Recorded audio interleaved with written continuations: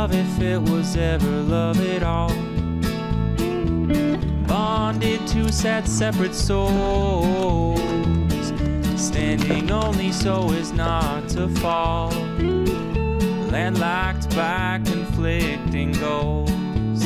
Thank you, honey, believe in me. Thank you, honey, for closing the door. Oh, cause you set me free so heartlessly, and I'm happier than ever before.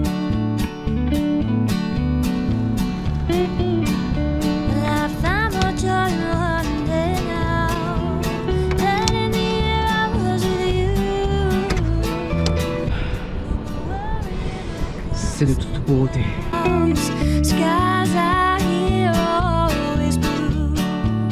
Thank you, honey, believe in me.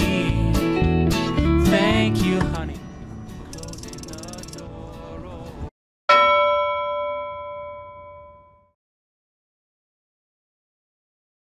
Bon, j'ai passé finalement le lendemain sans la carte SD de la GoPro.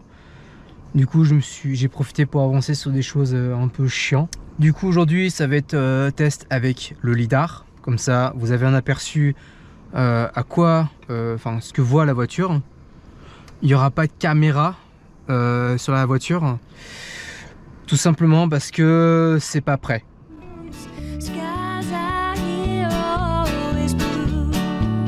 Thank you, honey, believe in me. Thank you, honey, for closing the door. Oh, cause you said... Et ce qui est bien avec Visual Studio et GitHub, c'est que je bosse là-bas, j'envoie dans une branche de testing et je réceptionne dans la voiture. Ça, bon, j'attends juste la carte SIM pour le modem 4G parce que pour l'instant je suis en Wi-Fi avec mon modem qui est dans mon atelier. Mais là, la carte SIM, je la reçois normalement demain ou dans la semaine prochaine.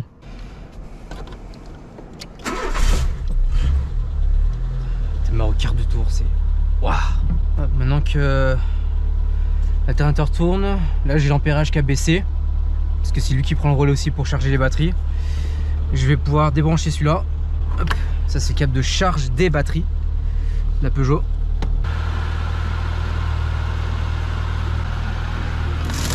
Ah, j'ai faim. Alors ça, vous le recommande, hein. C'est vraiment de la bonne, hein.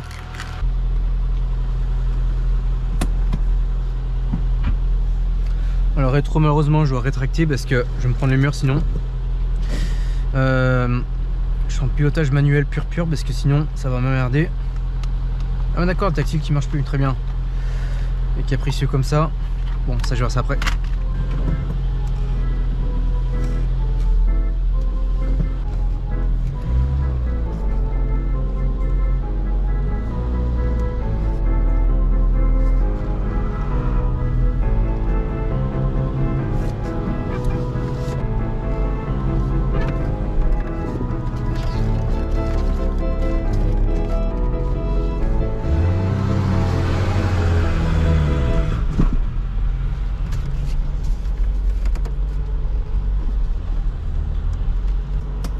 Voilà, ça c'est fait.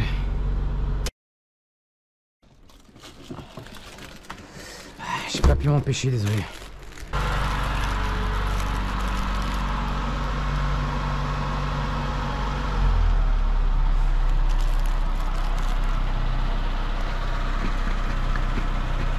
C'est excellent, je jure.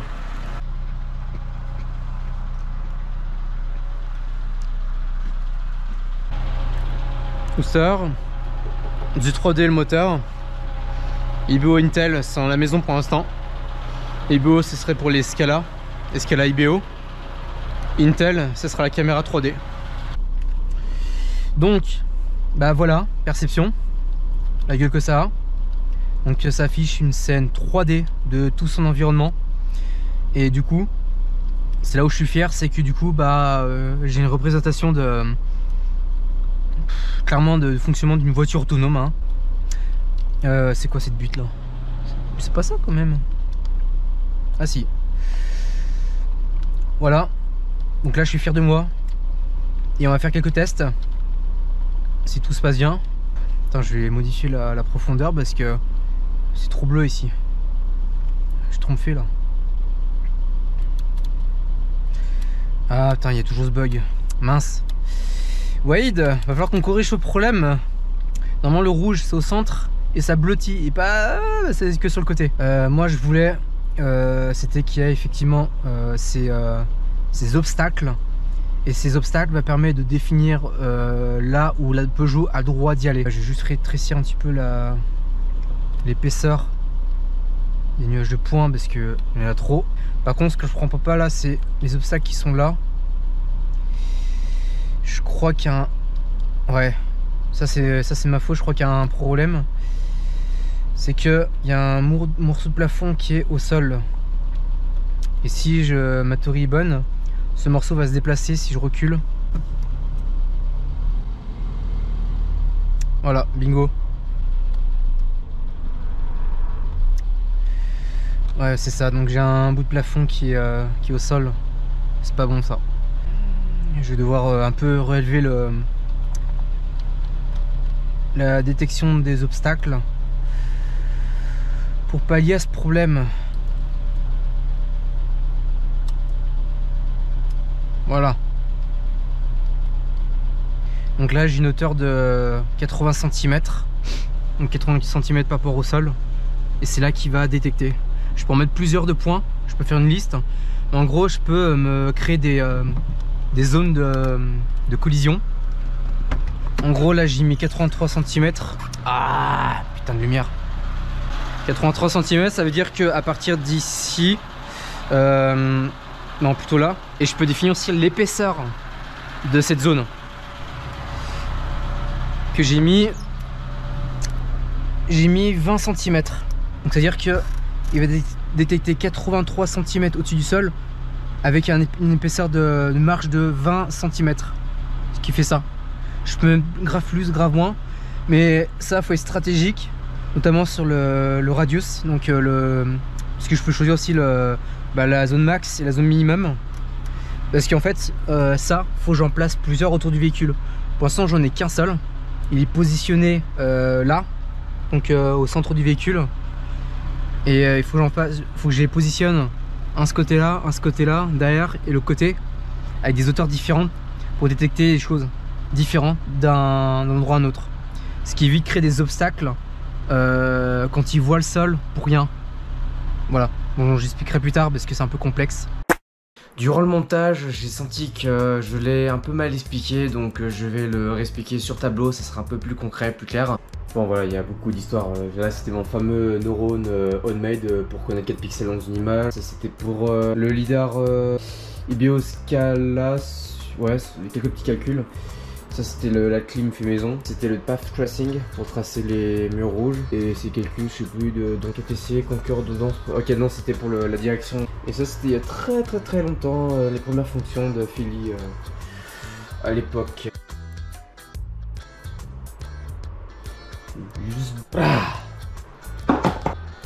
Bon, du coup, comment je vais l'expliquer ça? Alors ici j'ai mon lidar, il va détecter des obstacles. Donc du coup ça peut être un bout de mur, on va mettre une personne. Monsieur pas content. Donc moi par exemple c'est un Uster, il a 16 couches. Il y en a un qui va taper là, comme ça, un là, puis un là, paf, paf, paf. Donc 16 fois ça. Ici bah ça fera ça. Tac, tac, tac. L'ordinateur bah, reçoit ces données. Il y a des nuages de points bloqués sur cette zone. Donc cette partie là. Donc l'idée c'est de créer des cubes. Donc on va remplacer du coup ces nuages de points par un cube. Parce que c'est plus simple d'envoyer un cube que d'envoyer plein de petits points. Ce cube, pour qu'il soit généré, on va pas simplement créer des cubes là où il y a plusieurs points. Par exemple, j'ai expliqué dans la vidéo que ma 205 avait une zone qui était à peu près située ici.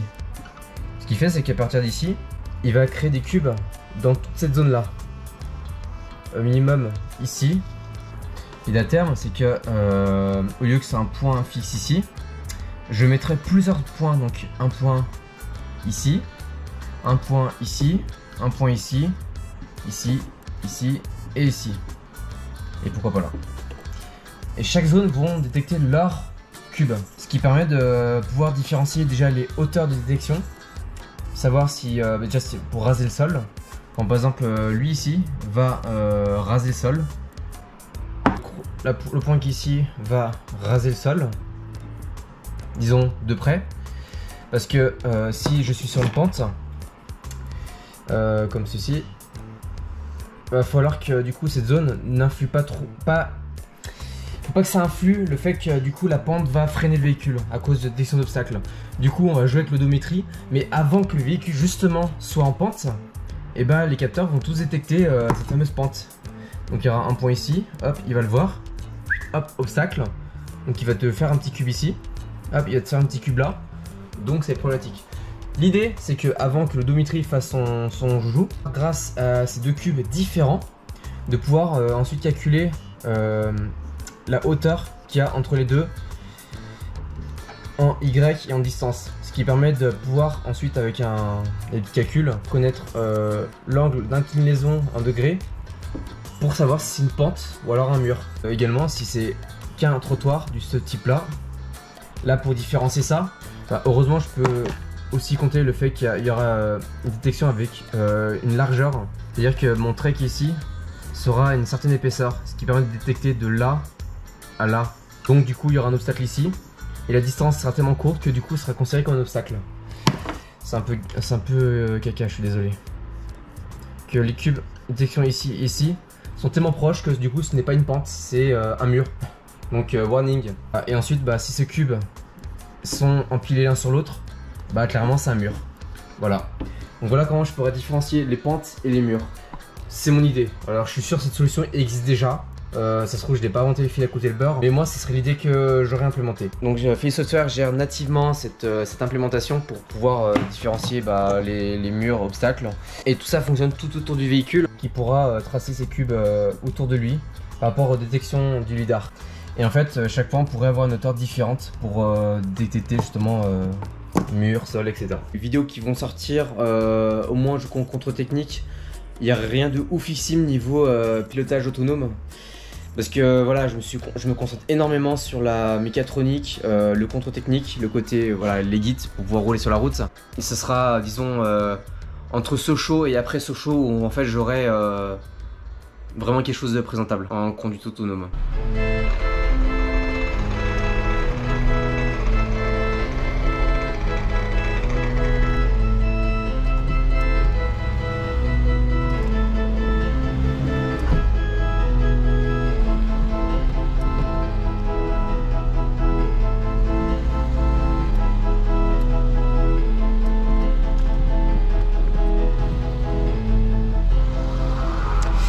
C'est pas ouf hein. Du coup c'est un peu la merde, ça marche pas comme je veux et ça a tendance à m'agacer.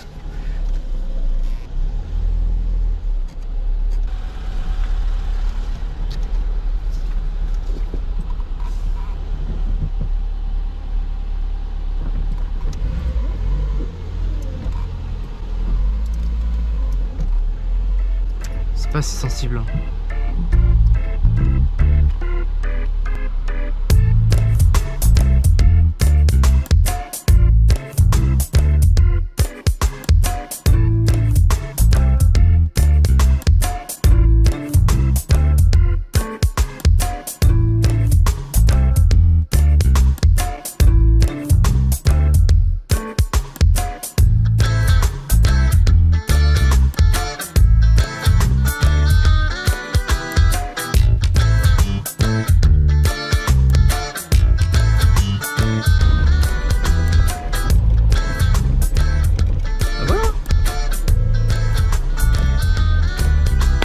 Yes.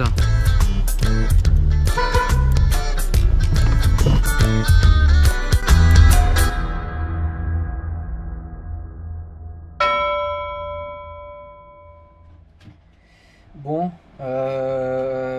comme tu as pu le constater, c'était un peu la merde. Oui, ok, c'est déjà pas mal qu'une 205, ça je tourne le volant tout seul dès qu'il y a un mur, un obstacle, etc. Mais avant de filmer, je pensais avoir beaucoup amélioré tout ce trablabla. Et comme tu as pu voir à l'écran, il y a beaucoup de cubes qui disparaissaient, qui revenaient. Ce qui fait, c'est que le path tracing, il traçait une destination là où il y avait du vide. Non, du coup 205 tournait bêtement.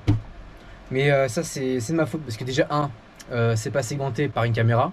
Donc du coup c'est voué à fonctionner uniquement sur LiDAR.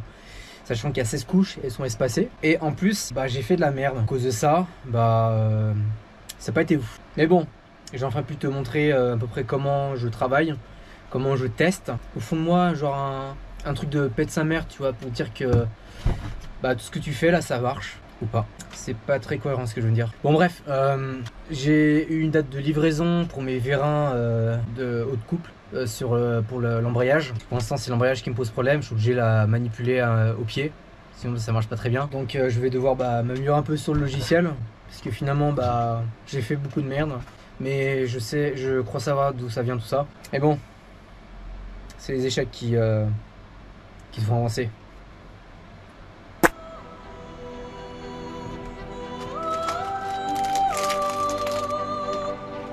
Je t'aime trop toi. Acheter Mikado.